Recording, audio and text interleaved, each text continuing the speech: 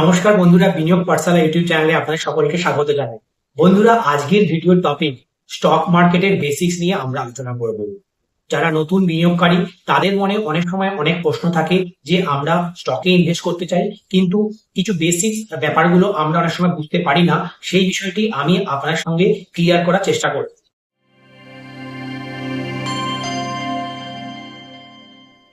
প্রথমেই বলবো বন্ধুরা, যে শেয়ার মার্কেটে যখনই কেউ ইনভেস্ট করে তখন দেখি কিছু মানুষ শেয়ার মার্কেটে ইনভেস্ট করে কোটিপতি হয়ে গেছে।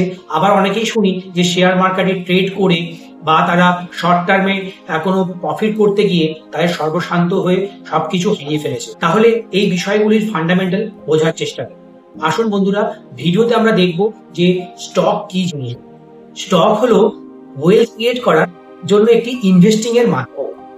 আমরা স্টকে ইনভেস্ট করি কারণ কোম্পানি সেই ক্যাপিটালটা তাদের মূলধন হিসেবে ইউজ করতে পারে, তারা বিজনেসে গ্রো করাতে পারে, এবং যার ফলে কোম্পানির ভ্যালুয়েশন যখন বৃদ্ধি হয় তখন আমাদের স্টকের ভ্যালু বাড়ে এবং আমরা লং টার্মে ওয়েলথ ক্রিয়েট করতে পারি। তাহলে এই স্টকটা কে ইস্যু করে? স্টকটা ইস্যু করে কোম্পানি। কোম্পানি কাদেরকে ইস্যু করে? বিভিন্ন ইনভেস্টরদেরকে সে ইস্যু করে, কারণ তারা মূলধন ক্যাপিটাল মার্কেট থেকে এইভাবে স্টকের মাধ্যমে কোম্পানিরা রেজ করে। এখন বিষয়টি অনেকটাই কমপ্লিকেটেড মনে হতে পারে, তাই আমি বলি একটি উদাহরণ দিয়ে আপনার সঙ্গে ব্যাপারটা বোঝানোর চেষ্টা করুন। ধরুন আপনি কোনো রেস্টুরেন্টে গেলেন পিৎজা খেতে, আপনার সঙ্গে আপনার 10 বন্ধুও গেছে। তো আপনারা রেস্টুরেন্টে গিয়ে বললেন যে আমাদেরকে ভাই পিৎজা দাও। পিৎজার দাম 1000 টাকা, প্রত্যেকের কাছে আছে কিন্তু 100 টাকা করে। তাহলে বন্ধুরা, এই 10 জন মিলে ঠিক করে যে প্রত্যেকেই আমরা যে পিৎজাটাকে 10 টুকরো করব, প্রত্যেকে আমরা ইকুয়ালি পার্টিসিপেট করবো 100 টাকা করে, তাহলে আমরা টোটাল পিৎজাটাই বাই করতে পারবো। এক্ষেত্রে আমরা বুঝতে পারছি যে এই যে 10% করে প্রত্যেকে আমরা দিলাম এবং তার বিনিময়ে আমরা টুকরো পেলাম। তাহলে টোটাল টুকরো ছিল 10 টুকরো, পিৎজাটা 10 টুকরো করা হলো, আর প্রত্যেকে পেয়েছি 1 টুকরো করে। তাহলে এই 1 টুকরোকে আমরা একটা বলতে পারি যে আমার কাছে কোম্পানি শেয়ার আছে। এই শেয়ার সার্টিফিকেটটাকেই বলা হয় স্টক। তাহলে বুঝতে পারছেন স্টক একটা ইনস্ট্রুমেন্ট, একটা শেয়ার সার্টিফিকেট। আশা করি আপনারা বুঝতে পেরেছেন। এবার বলি যে শেয়ার আর স্টকের মধ্যে পার্থক্য কি। শেয়ার মানে হচ্ছে কোম্পানি তার কোম্পানির শেয়ার যখন দেয় সে তার পার্সেন্টেজ ওয়াইজ দেয়। আপনি চাইছেন যে কোনো কোম্পানি 2% হোল্ড করবেন, তাহলে 2% শেয়ার মানে অংশীদারিত্ব আপনি হোল্ড করছেন। মানে শেয়ার মানে হচ্ছে অংশীদার, আপনি কোম্পানি কত পার্সেন্টেজ হোল্ড করছেন। আর স্টক মানে আপনি কত সংখ্যক শেয়ার হোল্ড করছেন। মানে আপনার কাছে কোয়ান্টিটিতে যখন আমি বলবো তখন সেগুলো হচ্ছে নাম্বার অফ স্টকস, আর যখন শেয়ার বলবো মানে কত পার্সেন্টেজ আপনি সেই কোম্পানির হোল্ড করছেন, মানে কত কোম্পানির মালিকানা আপনার কাছে আছে, সেটিকে তখন আমরা বলবো শেয়ার। এবার বলি বন্ধুরা, যে শেয়ার মার্কেট আর স্টক মার্কেটের মধ্যে পার্থক্য কি। অনেকেই ভাবে স্টক মার্কেট আর শেয়ার মার্কেট একই জিনিস। বন্ধুরা, বিষয়টি একদমই ঠিক নয়, কারণ স্টক মার্কেটে শেয়ারও ট্রেড হয়, আবার মিউচুয়াল ফান্ডও ট্রেড হয়, ডেরিভেটিভ মার্কেটও থাকে, কমোডিটিও থাকে। বুঝতে পারছেন? তাহলে স্টক মার্কেটে সমস্ত ধরনের ফাইন্যান্সিয়াল অ্যাসেটগুলি ট্রেড হয়, আর শেয়ার মার্কেটে শুধু শেয়ার ট্রেডিং হয়, শেয়ার বাই সেল হতে পারে। এক্ষেত্রে বলে রাখি বন্ধুরা, শেয়ার মার্কেটকে আমরা দুটো ভাগে ভাগ করতে পারি। একটা হচ্ছে প্রাইমারি মার্কেট, একটা হচ্ছে সেকেন্ডারি মার্কেট। প্রাইমারি মার্কেট মানে আইপিও, যখন কোনো কোম্পানি আইপিও নিয়ে আসে, ইনিশিয়াল পাবলিক অফারিং, মানে কোনো কোম্পানি যখন নিজের শেয়ারকে মার্কেটে লিস্টিং করাতে যায়, প্রথমে তারা প্রাইমারি মার্কেটে আসে এবং তারা আইপিওর মাধ্যমে তার শেয়ার গুলোই ইনভেস্টরদেরকে অ্যালোকেট করে। অ্যালোকেশন প্রথমে হয়ে যাওয়ার পরে কোম্পানি তার যে ক্যাপিটালটা রেজ করছিল সেই ক্যাপিটালটা ইনভেস্টরদের কাছ থেকে পেয়ে যায় আইপিওর মাধ্যমে। তারপরে সেই কোম্পানির শেয়ারগুলি ট্রেড হতে থাকে সেকেন্ডারি মার্কেটে। সেখানে যে কোনো ইনভেস্টরই ওই কোম্পানির শেয়ার বাই সেল করতে পারে। সেক্ষেত্রে অ্যালোকেশনের যে পসিবিলিটি বা অ্যালোকেশন পাওয়ার যে প্রবাবিলিটি থাকে প্রাইমারি মার্কেটে বা আইপিও মার্কেটে, সেক্ষেত্রে কিন্তু সেকেন্ডারি মার্কেটে বিষয়টি এরকম থাকে না। সেকেন্ডারি মার্কেটে ওপেন মার্কেটে শেয়ার ট্রেড হয়। এবার বলো বন্ধুরা, স্টক মার্কেটে ইনভেস্টিং এর সুবিধা অসুবিধা। সুবিধার কথায় বলি, স্টক মার্কেটে ইনভেস্ট করলে আপনি কিন্তু প্রফিট জেনারেট করতে পারবেন। প্রফিট কি করে জেনারেট করা যায়? আপনি ক্যাপিটাল গেইন আপনি করতে পারেন। মানে আপনার কোম্পানিতে আপনি যখন ইনভেস্ট করলেন, প্রথমে সাপোজ আপনি ধরুন কোনো কোম্পানিতে 1000 টাকা ইনভেস্ট করেন এবং সেই কোম্পানির প্রফিট যখন গ্রো করতে থাকে তখন সেই কোম্পানির ভ্যালুয়েশন বাড়তে থাকে, তার মার্কেট ক্যাপিটালাইজেশন বাড়তে থাকে, এবং আপনি দেখলেন যে 10 বছর পরে ওই 1000 টাকাটাই 10,000 টাকা হয়ে গেছে। মানে আপনার ক্যাপিটালকে 10 টাইমস হয়ে গেছে। এছাড়া আর কিভাবে প্রফিট করতে পারেন? কোম্পানি যে প্রফিট আর্ন করে সেই প্রফিটের কিছু পার্সেন্টেজ তারা ইনভেস্টরদের সাথে শেয়ার করে, সেটিকে আমরা ডিভিডেন্ড বলতে পারি। এই ডিভিডেন্ডের মাধ্যমে কোম্পানি কিন্তু ক্যাশ বোনাস ইস্যু করে। তাহলে এই ডিভিডেন্ডকেই কিন্তু অনেক সময় ক্যাশ বোনাসও বলা হয়। এই ডিভিডেন্ডের মাধ্যমে আমরা প্রতি বছর কোয়ার্টারলি বা হাফ ইয়ারলি বা অ্যানুয়ালি একটা ডিভিডেন্ড পাই। এই ডিভিডেন্ডটাকে ডিভিডেন্ড ইল্ডও বলা হয়। সাপোজ আপনি 100 টাকা ইনভেস্ট করেছেন এবং বছর শেষে আপনি যদি 6 টাকা পান, তাহলে সেক্ষেত্রে আপনার ডিভিডেন্ড ইল্ড হলো 6%। তাহলে আশা করি আপনারা বুঝতে পেরেছেন, তার কোম্পানি কি তার সমস্ত প্রফিটে ডিভিডেন্ড হিসেবে দিয়ে দেয়? একদমই নয়। কোম্পানি তার ম্যাক্সিমাম প্রফিটকে রাখার চেষ্টা করে রিটেন আর্নিং হিসেবে। এর ফলে কি হয়, রিটেন আর্নিং বাড়লে কোম্পানির রিজার্ভ বাড়তে থাকে, কোম্পানির ইকুইটি ক্যাপিটাল বাড়তে থাকে। সেক্ষেত্রে কোম্পানি কিন্তু ভবিষ্যতে আরো এক্সপ্যানশন করতে পারে, নতুন কোম্পানিকে অ্যাকোয়ার করতে পারে এবং কোম্পানি চাইলে ইন্টারন্যাশনাল এক্সপোজার বা ডিফারেন্ট কোনো সেক্টর বা সেগমেন্টেও এন্ট্রি নিতে পারে।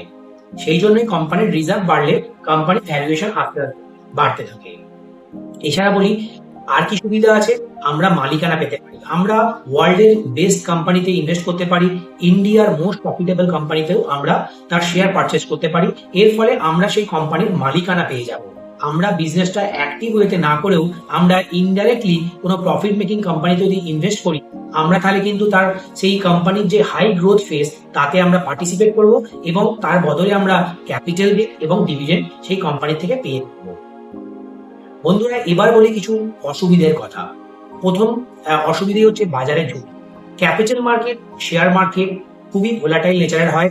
মার্কেটে কখনো আপওয়ার্ড মোমেন্টাম মানে মার্কেট বুল মার্কেটে থাকে, কখনো মার্কেট ফ্ল্যাট থাকে মানে মার্কেট আপ ডাউন হতে থাকে, আবার কোনো সময় মার্কেট ডাউন ট্রেন্ডে বিয়ার মার্কেট টেরিটরিতে এন্ট্রি নেয়।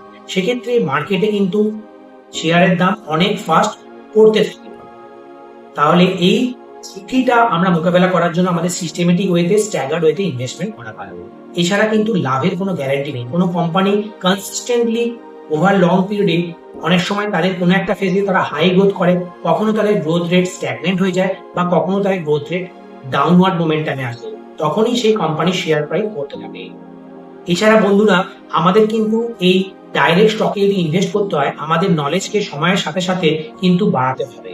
আমাদের বিভিন্ন ফাইন্যান্সিয়াল মার্কেটে, গ্লোবাল মার্কেটে কি হচ্ছে, ইন্ডিয়ার ইকোনমি কেমন করছে বা সেই কোম্পানি কেমন করছে, তার বিজনেস কিভাবে গ্রো করছে, তারা নতুন নতুন কি সেগমেন্টে এন্ট্রি নিচ্ছে, এই বিষয়গুলি আমাদের কিন্তু ট্র্যাক করতে হবে। কোম্পানির ম্যানেজমেন্টের এক্সিকিউশন এবং তার আর্নিংস কিভাবে তারা পারফর্ম করছে কোয়ার্টার ওয়ান কোয়ার্টার, এই গ্রোথগুলো আমাদের ট্র্যাক করতে হবে। তাহলে বন্ধুরা, আমরা কিছু সুবিধা অসুবিধার কথা জানলাম। এবার দেখি যে স্টক মার্কেটে বিনিয়োগ কি করে শুরু করবেন। স্টক মার্কেটে বিনিয়োগ করার জন্য আপনাদেরকে ট্রেডিং আর ডিম্যাট অ্যাকাউন্ট খুলতে হবে। এক্ষেত্রে আপনারা ফুল সার্ভিস ব্রোকার বা কোনো ডিসকাউন্ট ব্রোকারের মাধ্যমে অ্যাকাউন্ট খুলতে পারেন। ডিসকাউন্ট ব্রোকারের অ্যাকাউন্ট খোলার লিঙ্ক আমি ডেসক্রিপশনে দিয়ে দেবো। এছাড়া বলি বন্ধুরা, আপনারা যখন কোনো স্টক মার্কেটে ব্রোকারের মাধ্যমে অ্যাকাউন্ট খোলেন, সেক্ষেত্রে কিন্তু আপনারা ডাইরেক্ট স্টক ব্রোকারের মাধ্যমে কিনতে পারবেন। এক্ষেত্রে বলি বন্ধুরা যে স্টক মার্কেট কিভাবে কাজ করে। স্টক মার্কেট তাহলে প্রথমে তার কোম্পানিগুলি তাদের শেয়ারকে আইপিওর মাধ্যমে প্রাইমারি মার্কেটে লিস্টিং করায়, তারপরে সেকেন্ডারি মার্কেটে সেই কোম্পানিগুলি শেয়ার ট্রেড হতে থাকে এবং আমরা সেকেন্ডারি মার্কেট থেকে যখন শেয়ার কিনতে চাই, আমাদেরকে কিন্তু ট্রেডিং আর ডিম্যাট অ্যাকাউন্ট খোলা অবশ্যই দরকার। আপনাদের যদি ট্রেডিং ডিম্যাট অ্যাকাউন্ট না থাকে, আপনারা কিন্তু কোনো শেয়ারই কিনতে পারবেন না। এক্ষেত্রে বলে রাখি বন্ধুরা যে আপনাদের যে শেয়ারগুলি আপনি ব্রোকারের মাধ্যমে কিনবেন, সেগুলি কিন্তু সিডিএসএল, এনএসডিএল এই দুটি ডিপোজিটরিতে আপনার শেয়ারগুলি হোল্ড থাকে, আপনি যদি লং টার্মে হোল্ড করতে চান। আর এই সিডিএসএল, এনএসডিএল হচ্ছে গভর্নমেন্ট রেগুলেটেড এন্টিটি, সেক্ষেত্রে আপনার শেয়ারগুলি কিন্তু সেফ জায়গাতেই থাকে। এবারে বলি বন্ধুরা, এই স্টক মার্কেটে কিছু এক্সচেঞ্জ সেগুলিও বলে, যেমন এই স্টক মার্কেট হচ্ছে একটা ইকোসিস্টেম যেখানে কোম্পানিরা তার শেয়ারকে লিস্টিং করায় এবং বিভিন্ন ইনভেস্টর সেই কোম্পানির শেয়ার বাই সেল করে। আর বিভিন্ন এক্সচেঞ্জ আছে, তার মধ্যে মূলত Bombay stock exchange, national stock exchange দেশের দুটো প্রধান এক্সচেঞ্জ। এই এনএসসি বিএসসিতে বেশিরভাগ ট্রেড হয়। আর এই বম্বে স্টক এক্সচেঞ্জ হচ্ছে ভারতবর্ষের সব থেকে ওল্ডেস্ট, এশিয়ার মধ্যে সব থেকে ওল্ডেস্ট এক্সচেঞ্জ। তাহলে এই এক্সচেঞ্জে আপনারা বাই সেল করতে পারবেন, কিন্তু আপনারা ডাইরেক্ট করতে পারবেন না। আপনারা ট্রেডিং ডিম্যাট অ্যাকাউন্ট, যেটা আপনারা ব্রোকারের মাধ্যমে অ্যাকাউন্ট ওপেন করেছেন, সেই ব্রোকার আপনাকে ফেসিলিটেট করবে এক্সচেঞ্জে আপনার বাই সেল করিয়ে দিন। আর আপনার শেয়ারগুলি থাকবে এনএসডিএল, সিডিএসএল এর মতো ডিপোজিটরিতে। তাহলে আশা করি এই ইকোসিস্টেমটা আমি আপনাদেরকে বোঝাতে পেরেছি। তাহলে এই হলো স্টক মার্কেটের বেসিক। বন্ধুরা আরো যদি ডিটেলস আপনারা জানতে চান, আপনারা কমেন্ট করে জানান আপনারা কি বিষয় জানতে চান। আমরা চেষ্টা করব আগামী ভিডিওতে বিষয়টি ক্লিয়ার করার। বন্ধুরা ভালো থাকবেন, নমস্কার, জয় হিন্দ।